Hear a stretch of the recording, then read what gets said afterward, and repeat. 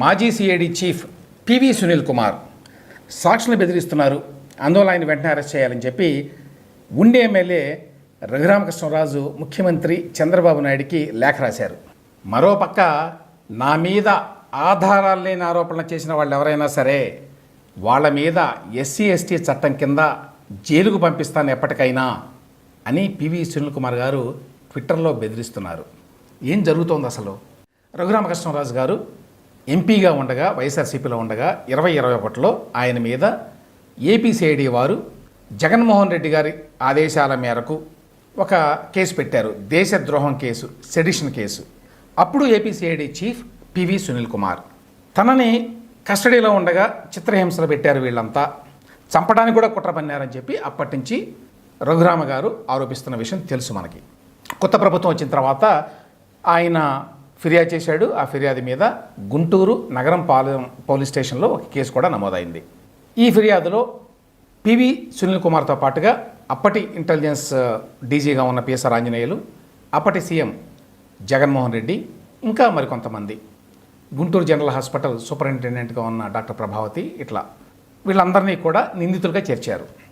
ఈ సందర్భంగా తాజాగా జరుగుతున్నటువంటి ఈ దర్యాప్తులో వెల్లడైనటువంటి అంశాల గురించి పత్రికల్లో కొన్ని కథనాలు వచ్చినాయి. దాని గురించి నేను కూడా మాట్లాడాను. ఈ కథనాల ప్రకారం రఘురామకృష్ణరాజుని హింసించిన ఘటనలో అప్పటి సిఐడి చీఫ్ ప్రత్యక్ష ప్రమేయం ఉన్నది అనడానికి తగిన ఆధారాలు లభించినాయి. అయితే ఈ కథనాల్లో వెల్లడైన విషయాలను ఖండిస్తూ ప్రస్తుతం వీఆర్లో ఉన్నారు, వేకెన్సీ రిజర్వ్లో, ఎటువంటి పోస్టింగు లేదు పివి సునీల్ కుమార్ గారికి.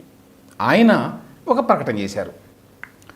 రఘురామని చిత్రహింసలు పెట్టినప్పుడు నేను అక్కడ ఉన్నట్టుగా ఎవ్వరూ సాక్ష్యం ఇవ్వలేదు అని చెప్పి పివి సునీల్ గారు చెప్తున్నారు. ఇక్కడ ఒక పాయింట్ ఏమిటంటే, ఇచ్చారో ఇవ్వలేదో ఆయనకి ఎలా తెలుసు అనేది ఒక అంశం. ఎందుకంటే ప్రస్తుతం ఆయన పోస్టింగ్లో లేడు, ఆయన సిఐడీలో లేడు, దర్యాప్తు ఆయనకి తెలిసి జరగదు. ఈ సందర్భంగా పివి సునీల్ ప్రస్తావించిన అంశాలు చాలా అనుమానాలని రేకెత్తిస్తున్నాయి. నేను అక్కడ ఉన్నట్టు ఎవరు వాంగ్మూలం ఇవ్వలేదు అని ఆయన చెప్పాడంటే అంతవరకు ఓకే అనుకోవచ్చు. పోనీ ఆ తర్వాత ఆయన చేసినటువంటి స్టేట్మెంట్స్ చాలా ఆసక్తికరం. 6 నెలలకు మించి కాల్ డేటా ఉండదు సెల్ ఫోన్లో, కాబట్టి నా లొకేషన్ ఎట్లా వచ్చింది అని ప్రశ్నించాడు ఆయన. పివి సునీల్ కుమార్ గారు రఘురామకృష్ణరాజుని బంధించి హింసించినటువంటి ప్లేస్కి వచ్చారు అనేది పోలీసులు కనుక్కున్నారు లొకేషన్ ద్వారా.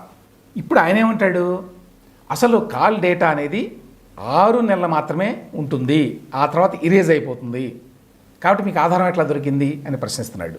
అంటే తన లొకేషన్కి సంబంధించి పోలీసులకి ఆధారాలు ఎందుకు దొరకవో చెప్తున్నాడు ఆయన.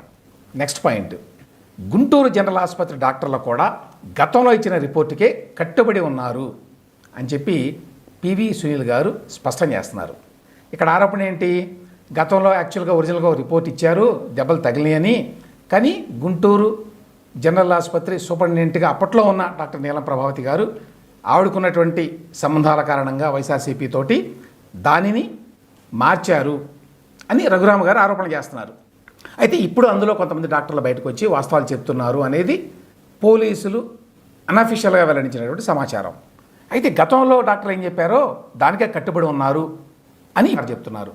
ఆ విషయం ఆయనకి ఎట్లా తెలుసు అనేది ఒక అంశం. అయితే రెండో ఇంపార్టెంట్ అంశం ఏంటంటే, ఇంకొక మాట అన్నాడు ఆయన, గుంటూరు జనరల్ ఆసుపత్రి డాక్టర్లు ఇప్పుడు మరొక వాంగ్మూలం మార్చి ఇవ్వలేరు, ఇస్తే వాళ్ళ డాక్టర్ సర్టిఫికేట్లు రద్దవుతాయి అని కూడా చెప్పాడు.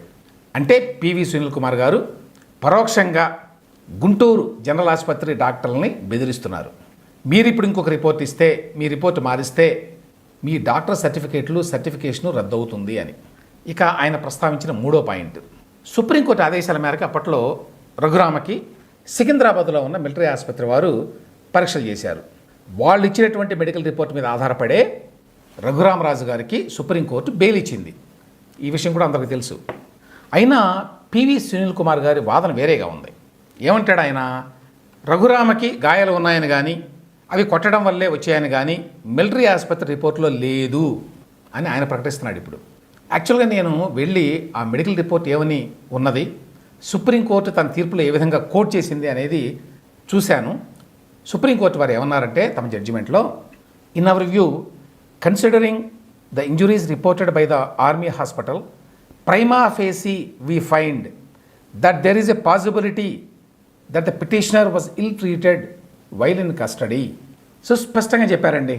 కస్టడీలో ఉండగా ఆయనకి తగిలిన దెబ్బలు కస్టడీ వల్లే తగిలినాయి అని చెప్పి ప్రైమా ఫేసి అంటే ప్రాథమికంగా మేము అర్థం చేసుకుంటున్నాము అని సుస్పష్టంగా సుప్రీంకోర్టు వారు తమ తీర్పులో చెప్పారు అన్నాడు. ఇన్ఫ్యాక్ట్ దాని బేసిస్ మీదే ఆయనకి బెయిల్ కూడా వచ్చింది. ఓకే, అంతవరకు అయితే పర్వాలా. పివి సునీల్ కుమార్ గారు తన వాదన చేశారు. ఇంకొక మాట అన్నాడు ఆయన, మిలిటరీ ఆసుపత్రి డాక్టర్లు కోర్టులకు వచ్చి సాక్ష్యాలు ఇవ్వరు అని ముక్తాయించారు.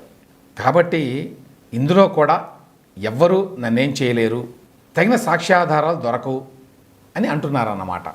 ఈ మాటలన్నీ ఇదిగో ఈ మొత్తం వ్యవహారంలో నా పాత్ర లేదు అని చెప్పడం కంటే కూడా అందుకు ఆధారాలు దొరకవు అని బలగుద్ది చెప్తున్నట్టుగా ఉంది.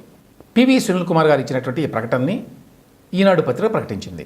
దాన్ని కోట్ చేస్తూ ట్విట్టర్లో పివి సునీల్ గారు మరొక ట్వీట్ చేశారు. ఏమంటారు ఆయన? తప్పుడు సాక్ష్యాలు, రుజువు కాని ఆరోపణలు చేసే ఎవరినీ వదిలే ప్రసక్తి లేదు.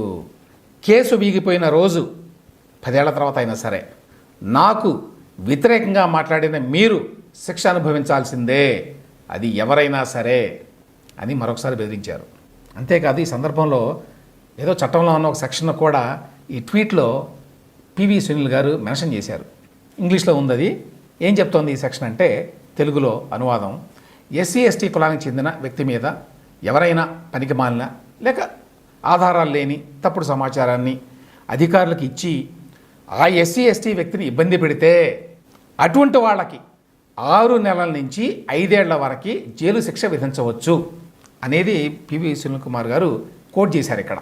అంటే ఎవరైనా సరే పివి సునీల్ కుమార్ గారి మీద ఇప్పుడు విచారణ చేస్తున్నటువంటి పోలీసులకి, గుంటూరు పోలీసులకి ఆధారాలు లేని లేక నిరూపించలేని సాక్ష్యం ఇస్తే వాళ్ళంతా జైలుకి వెళతారు అని బెదిరింపు అన్నమాట. దీని మీదనే ఇప్పుడు రఘురామకృష్ణరాజు గారు సీఎం చంద్రబాబు నాయుడు గారికి లేఖ రాశారు. పదవి లేకపోయినా కూడా మరి పివి సునీల్ గారు సాక్షులను బెదిరిస్తున్నారు, అందువల్ల ఆయన్ని వెంటనే అరెస్టు చేయాలి అని చెప్పి ఈ లేఖలో ఆయన డిమాండ్ చేశారు. అదట్లా ఉంచితే పోలీస్ శాఖలో డీజీపీ స్థాయిలో ఉన్న వ్యక్తి పివి సునీల్ గారు ఇప్పుడు డీజీపీ ర్యాంక్. ఆయన కూడా ఎస్సీ ఎస్టీ చట్టాన్ని ఒక బెదిరింపు ఆయుధంగా ప్రయోగించడాన్ని బహుశా తొలిసారిగా చూస్తున్నాం ఈ మధ్యకాలంలో. సో ఇప్పుడు ఈ కేసు ఎట్లాంటి మలుపు తిరుగుతుందో చూడాలి.